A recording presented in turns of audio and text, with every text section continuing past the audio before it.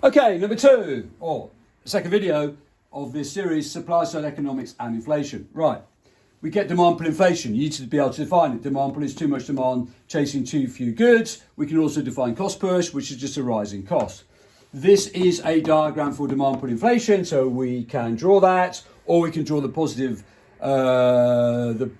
output gap diagram, which is this, the SRAS here. So I'm just thinking about myself, AD here, LRAS here, and this is a positive output gap where actual GDP is greater than potential GDP, right? So that is analysis, okay? That is talking about the output gap. All right, so if we come up against supply side constraints, then we're clearly going to get demand pull inflation. Right, explain.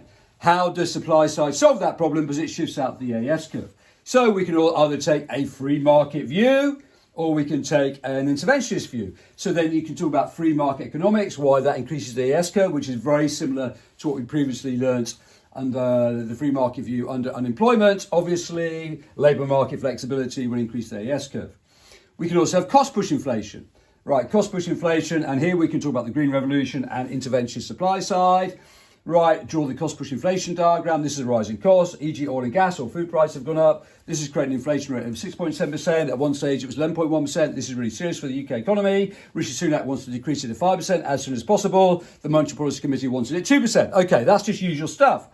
Okay, how does supply side? So supply side can reduce cost push inflation by increasing efficiency, reduces costs. So therefore, if we reduce costs, e.g. computers are now much more powerful and in a sense much more cheaper, then you reduce costs and therefore that decreased inflation.